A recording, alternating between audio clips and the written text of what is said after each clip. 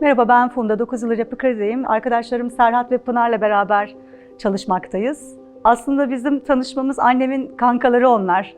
Öyle bir hikayemiz var, çok özel bir hikaye. Koç Ailem Kanka platformu sebebiyle Funda'nın annesinin geçirdiği bir ameliyat vesilesiyle onun kan çağrısını yanıtlayan iki kişiydik. Ama 2 yıl sonra aynı ofiste çalışma arkadaşı, mesai arkadaşı olmak kısmet oldu diyebiliriz.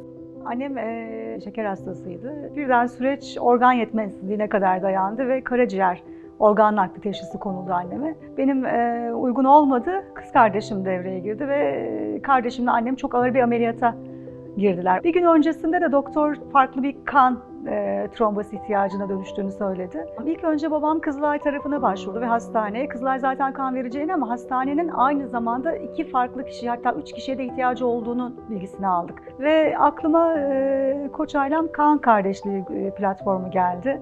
Başvurumu yaptım. İşte 15 dakika içerisinde telefonum çalmaya başladı zaten.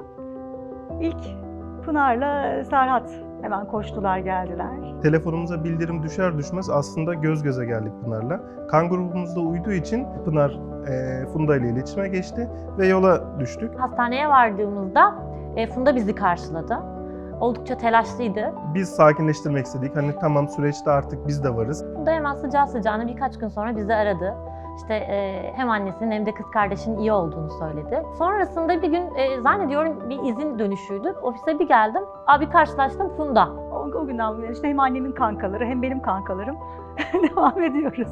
Koç Ailem Kan Kardeşliği projesi insanların gerçekten en zor zamanlarında kafasında bana bir kankam yardım edecek duygusunu oturtturuyor. Sizin hayatınıza dokunan her uygulama beni kuruma daha da bağlıyor.